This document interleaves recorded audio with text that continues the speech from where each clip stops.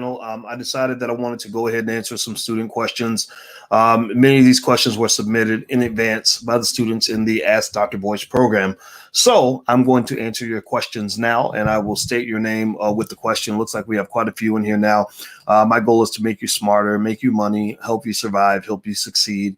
That's what the goal is now. So I'm going to answer these questions in a rapid fire fashion. So here we go. First question is from Shaniqua. Shaniqua asks, do you recommend paid subscriptions for financial sites such as Motley Fool, The Street, etc.? Yes, I do. I subscribe to quite a few of them because the analyst ratings are extremely good, because I like the fact that the analysts go through the annual reports so that I don't have to. That actually saves my time. Next question is from Rhonda Sanders Adams. Hello, my question to you is it possible to become an official affiliate instructor for the Powernomics books that you and Ice Cube are donating to the Black communities?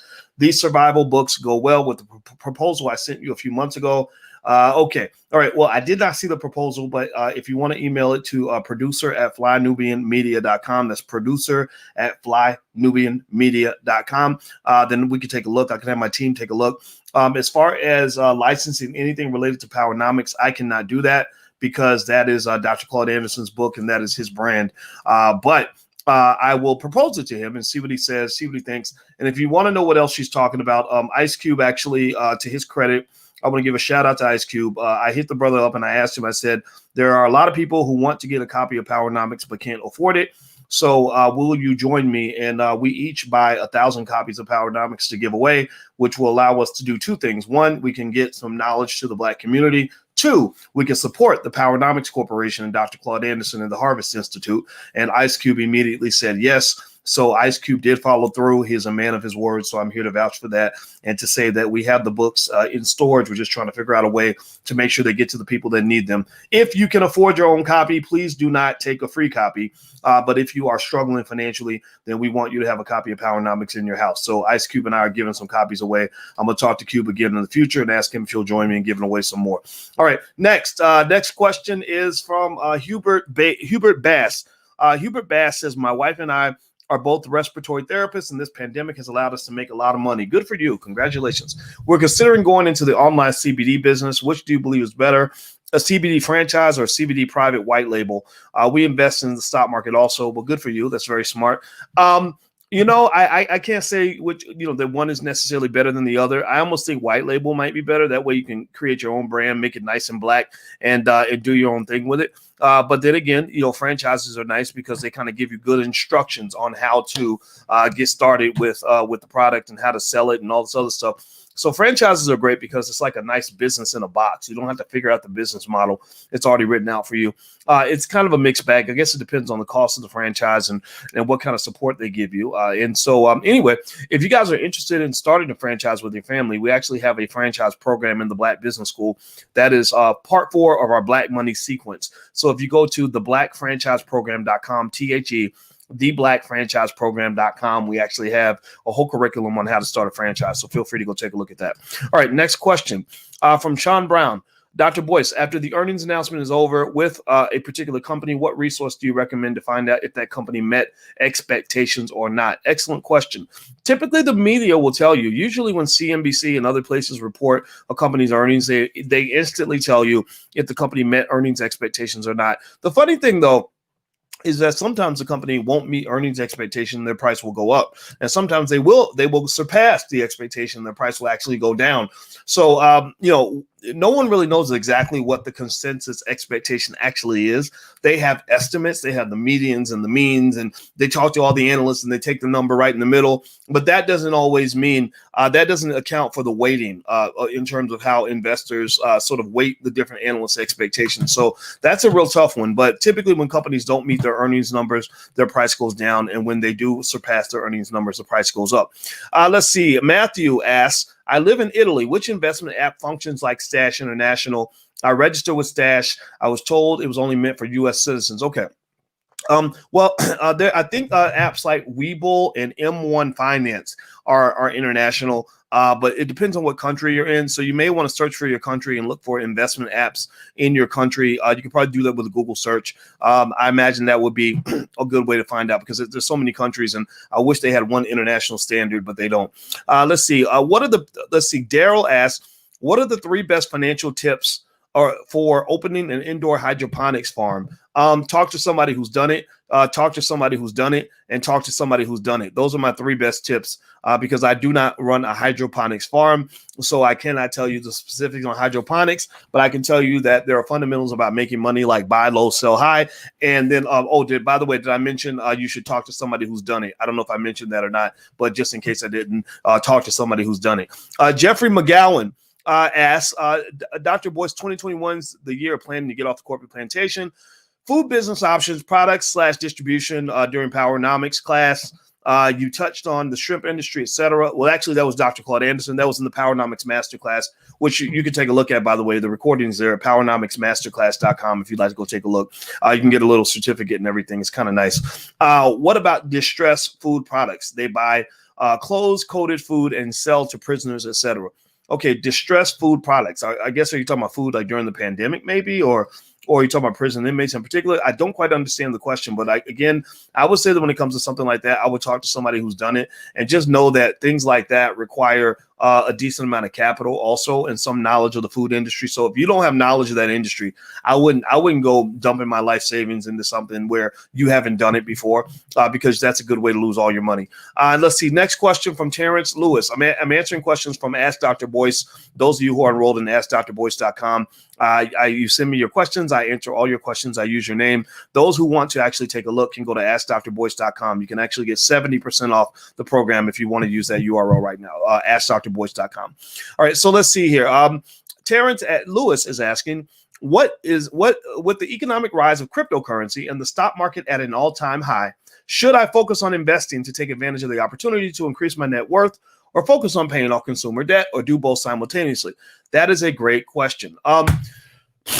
Well, if you have consumer debt that has a high interest rate, then that's a good way to guarantee that you're going to get a good return on your investment. Because if you have some credit card where you're paying 14% interest on it, paying down that debt guarantees that you're going to get a 14% return on investment, because a penny saved is a penny earned. A penny that you don't spend is like putting a penny in your pocket. Whereas the stock market goes up and down, up and down, up and down. And while you do have the big wins, like I mentioned, my 2 favorite investments this month were Tilray and Ethereum. Both Tilray went up over 100% this month. Ethereum went up almost 100% this month. I think 93%. So you've literally got these investments that are doubling in a freaking month and quadrupling in a year. It's kind of crazy right now. It's kind of fun. It's really fun to be an investor right now, but it's not always like this. So don't get used to this, because you can also see big losses if you're not careful. I personally think that there's no clear answer to that question per se.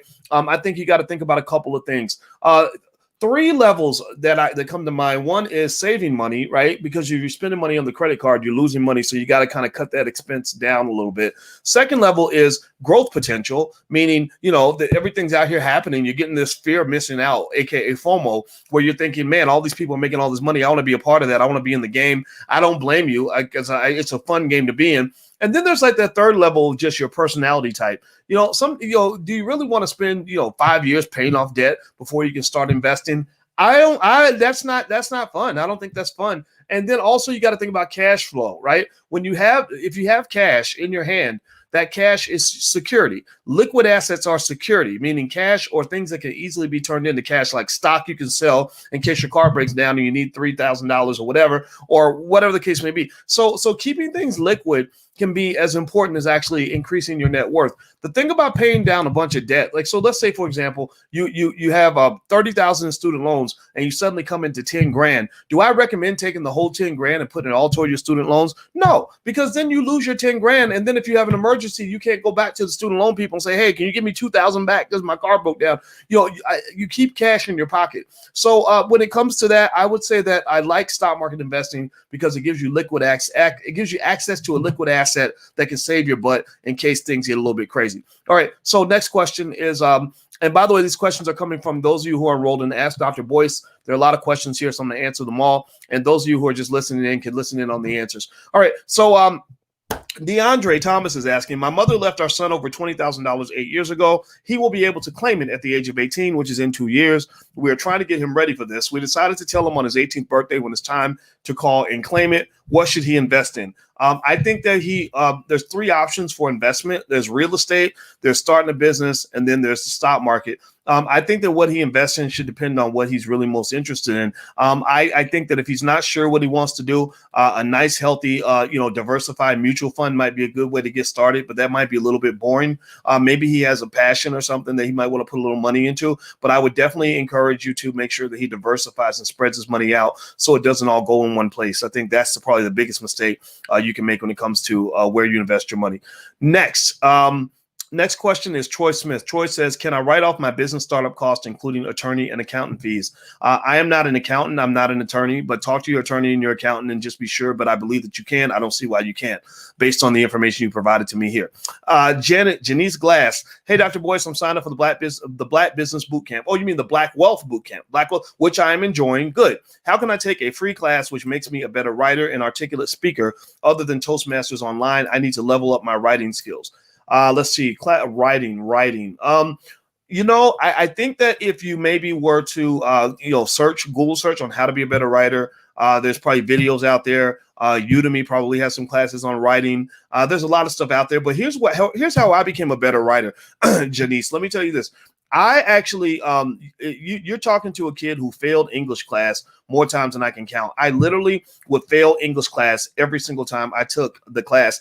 And so you wouldn't expect me to ever be a decent writer. Like, why would I be a good writer? I failed English class over and over and over again. Well, what happened was, I didn't realize that actually the way I became a good writer was I started keeping a journal when I was 18 years old. And I used to write, in this journal all the time. And eventually I got to know what a good sentence kind of felt like, what it sounded like. And I was reading a lot in college. So a lot of reading and a lot of writing will naturally make you a better writer because you just know instinctively what a good sentence sounds like. Like, I don't know a dangling participle from a piece of chicken, but I can tell you if a sentence flows properly or doesn't flow, almost like music. How you have a lot of people that are good with music, but they never took a music class. Well, I was kind of like that with writing. So I would encourage you to write every day. If you want to be a good writer, you got to practice.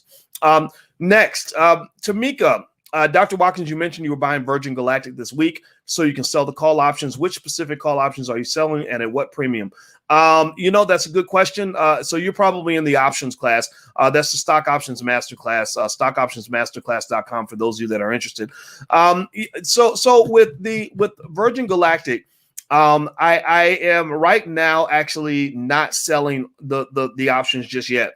I want to build up enough in my portfolio to be able to actually do the things I want to do. But I am piling up my assets within Virgin Galactic because I like the options premium.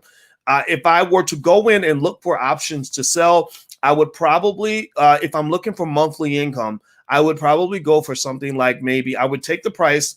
Let's say it's $31. I think that's Virgin Galactic. And I would add 10%. And I would pick a strike price that's 10% above the existing price. This is just a preference though. So 10% of 31 is about $3 a share, a little bit more. So I would pick up a strike price at about 34 and I would give it about 30 days and I would sell that particular option and get the income from that. So I don't know what the Virgin Galactic options are. I'm going to guess.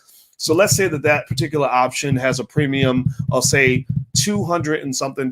So that would mean that for every 100 shares you own, you might get $200 and let's say $250 for every 100 shares that you own. 100 shares of Virgin Galactic costs about $3,100. So getting $250 off in a month off a $3,100 investment, I think is pretty good. That's better than like rental property. Like rental property, actually, you couldn't even get rental property for $3,100. But imagine if you somehow lucked out and got a property for $31,000. Well, if you were able to sell a call option on $31,000 worth of Virgin Galactic stock, you could easily get say $2,000 in a month. And there's no property you can buy where you're going to make $2,000 a month off a $31,000 investment. And so In fact, I actually own a property. One property I own is I think the cost was about $110,000, and the monthly rent is about $1,700. And then also we got to pay the mortgage and stuff. So the cash flow is much lower. So actually, I find that writing call options, selling call options, is a better way to generate a return on capital than actually owning property. That's why I own property just for diversification's sake. But actually, I enjoy writing the call options. It's a lot of fun. So if you want to learn more or want to learn more about options and adding that to your investment strategy, you can go to stockoptionsmasterclass.com. That's stockoptionsmasterclass.com. The URL is right there on the screen. Okay, so next question is from Fred. Fred Woodard is asking, does it make sense to take money out of my retirement fund to pay off a credit card? It doesn't if you have to pay the 10% penalty for early withdrawal. This is not financial advice, but based on what you're telling me, if you're not over 65 yet, then you're going to have to pay a penalty to the IRS, and you're going to have to pay taxes on that money. So I don't know if that's a good move. Maybe you go borrow against it, get a low interest loan and then pay it off with that. Then you're doing kind of an interest arbitrage kind of thing. Arbitrage is where you buy low, sell high. So that means that basically you're getting rid of the high interest rate and you're paying a lower interest rate. That might be a way to go. But beyond that, I can't imagine why you would take money out of your retirement account to pay a credit card. That's just my 2 cents. Let's see here. Nadira is asking, how can students access the PowerPoint presentations from the Black Wealth Bootcamp? Very easy. You can actually just log in at blackwealthbootcamp.com. That's blackwealthbootcamp.com. Those of you who haven't taken a look at the Black Wealth Bootcamp, I'll put the URL on the screen. It's blackwealthbootcamp.com. And also, in case some of you are asking where I'm getting these questions from, they're coming from those of you who submitted your questions last week and askdrboyce.com. You can go to askdrboyce.com. And if you're not in there yet, you can actually get 70% off. If you want to go sign up now, feel free to do that at askdrboyce.com. Okay, so next question is from Lashad.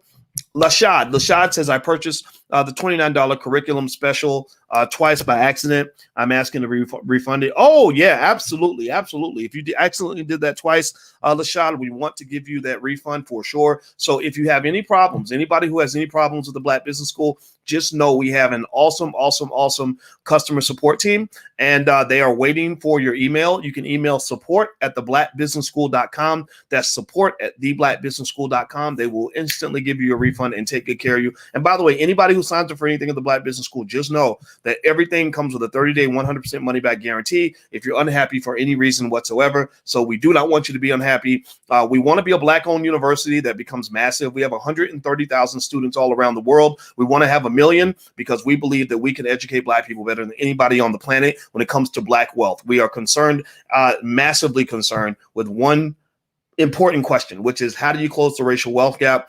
How do you make Black people the most financially literate group of people on the planet? How do we take the lead in economics? I have a PhD in this stuff, so you know what I'm talking. You know that I know what I'm talking about, and we're good at this. We're better at this than anybody else in the world because we're able to sift through the nonsense and get to the dollars and cents and get to the actual solutions that are going to work for your family. So, Azuri, do you have knowledge of Forex? Yes, I do. Do you recommend it as a way to get out of a state government job? No, I do not. I do not think Forex is a simple, straight, direct way to replace your income. I'm not arguing with everybody in here who loves Forex. If you love it, keep loving it. But what I will tell you is that the Forex market operates very differently from the stock market. With the stock market, it is very easy for me to train your 8-year-old on how they can actually have more money than most grown-ups by the time they're 12. It's very easy for me to do that.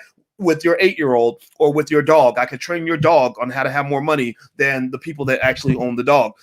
With Forex, it's what they call a zero-sum game.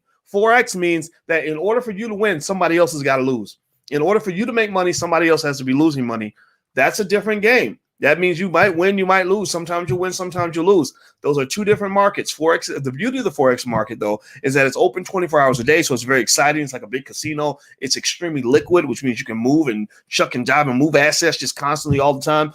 So Forex is exciting, but Forex is not easy, simple, straightforward money the way certain other areas are. That's just my 2 cents. I'm not telling you what to do. Just give you a perspective. By the way, if you haven't taken a look at the free lecture on Black financial security, on how to secure your family financially, there is a free lecture right there at blackfinancialsecurity.com. So those of you who are struggling financially, who don't want to invest in anything or don't want to sort of make any moves just yet, but just want to learn, go to blackfinancialsecurity.com. Even if you're not struggling, it's still a great lecture, and I think that I'm just really good at this. So I know this is going to help you. If it doesn't help you, then let us know, and I'll be kind of surprised, but I'll find out what I can do to actually help you. All right, next, Marcia. Williams Bowie is asking, do you have any thoughts on why the gold stocks are not going up? Do you believe that the world will go cashless, and what will that mean for society? Two very good questions. I do not know why gold is not going up. I would only speculate that gold, perhaps, it could be because gold has already gone up so much. Let me see here. I'm going to look at the gold ETF, which I think has the ticker symbol GLD. And let me see what it looks like. Okay. Woof. Okay. Yeah, it's let me look at the last month. Okay, last 6 months. Okay. Yeah, it's been doing pretty bad this month. It's in the red. It's blood red, which means it's going down. But the last 6 months it's gone up, but not as much as I thought it would have gone. And the last year has actually gone down. So yeah, well, the thing about gold is not what it's cracked up to be. I know everybody like gold is fun, gold is interesting, gold seems like flashy and people like to wear it and it looks good. But I don't really think gold is a great investment. I'm gonna tell you the truth. If you're looking for something that operates like gold, Bitcoin is a whole lot more fun than gold, just to tell you the truth. I'm not telling you that Bitcoin is always going to be wonderful, though, because Bitcoin does have corrections, right? But I had a crypto panel on the other day. If you go to theblackfinancialchannel.com, you can check out the crypto panel, and they seem really enthusiastic about the direction of Bitcoin and the direction of a lot of the other cryptos, like Ethereum. Ethereum has gone up about 97% or something this month. And the thing about crypto is I kind of have this, I just sort of spread my money out, talk to some experts. And actually, if you want to copy my crypto portfolio, if you go to drboycecrypto.com, you can go there right now. I have a screenshot of all the crypto I own. You can go to drboycecrypto.com. And if you want to just see what I bought, I won't tell anybody how much I bought because I'm not a big fan of like bragging about how much money you have because I feel like that's kind of obnoxious. But I can show you what I own. So if you want to go to drboycecrypto.com, you can go there and take a look, and it shows all the crypto that I have. All right. So next, the next question. Oh, do you believe the society will go cashless? Yeah, I think it will. And what does that mean? It just means it'll be cashless. I don't know what it would mean beyond that. I think maybe perhaps it could threaten the dollar. A lot of people feel that the dollar should not be the reserve currency for the world any longer. I believe the Chinese have a real issue with that, and I feel that the transfer over to a digital currency globally is going to be bad for the dollar.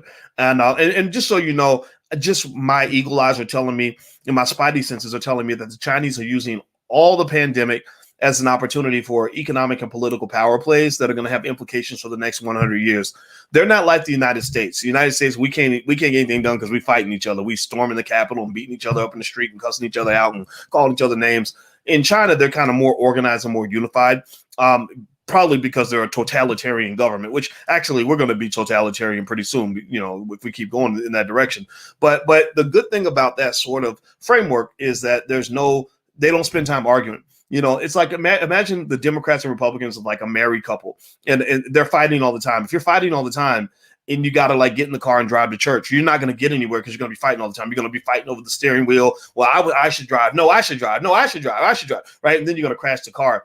Whereas China is like a marriage where the wife or the husband has absolute authority and tells the other spouse what to do. So that couple's going to get to church a lot faster than the couple that's fighting all the time. So the United States is in that first category. China's a little bit more productive. So China's going to kick our butt. They've already passed the United States. I think pretty soon they're going to pass the U.S. in total size of their economy. And then within the next 40, 50 years, they'll pass us in per capita income. And the United States, also, if you look at just trends in terms of education, they educate their kids. We don't.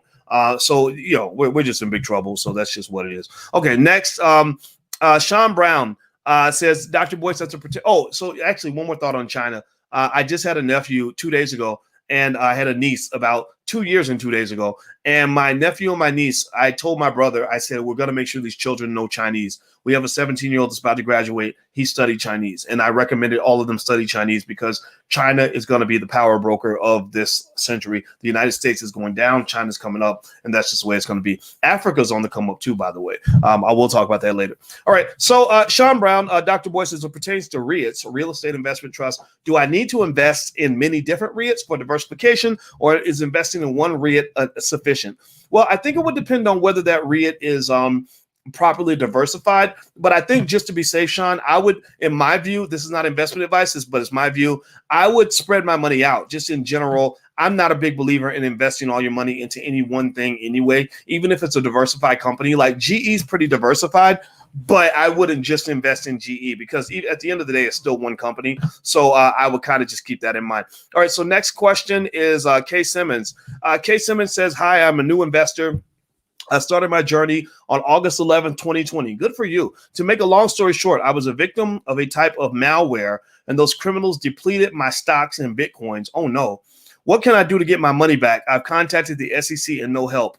Oh, well, Bitcoin's hard to get back. Bitcoin is so hard to get back. You may want to, I guess I'm thinking if I had a problem like that with some kind of malware, I might go to a place like Geek Squad over at Best Buy. That's literally the best thing I can think of is someplace like a Geek Squad where they have people that can actually help you get viruses off your computer. Make sure you put antivirus software on your computers if you haven't done it yet. And Kay, I'm really sorry. That's the best I can think of. Bitcoin's hard to get back. Once Bitcoin is kind of gone, it's sort of gone. That's the scary thing about Bitcoin that you want to be careful about. There's a guy that actually had 7,300 Bitcoins, and which is worth about $250 million. And he lost the hard drive. He actually threw away the hard drive that had $250 million worth of Bitcoin on it, and he can't get it back. And I have a cousin actually who just randomly tells me that someone gave him 38 Bitcoins just because Bitcoins weren't worth anything at the time. They were worth like $1 a piece or $2. So the guy gave him 38 Bitcoins, and my cousin literally has. I said, 38 times let me see, I can't remember what the exact total was, but I want to say it was about $1.5 million. I said, you have $1.5 million that you didn't know about. And he's like, oh really? Oh, that's cool. And so anyway, but he's a good businessman, so that's why he didn't care, because he's already got money.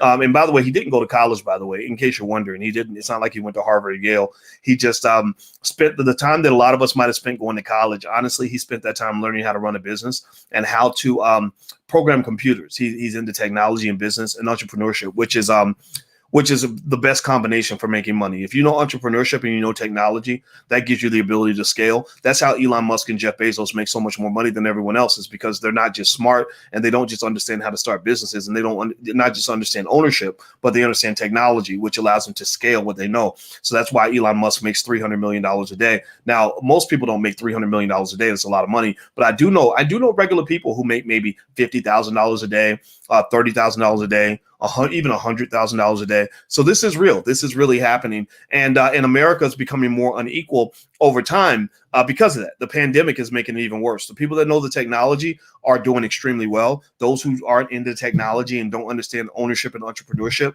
are hurting. So I encourage you to make sure your kids are kind of prepared for the future in that way. That's really important. And by the way, speaking of kids, we have financial workbooks. If you haven't taken a look, you can actually go to financialworkbooks.com and take a look at our financial workbooks for kids. We designed them with Black educators. They're extremely good. So feel free to go to financialworkbooks.com.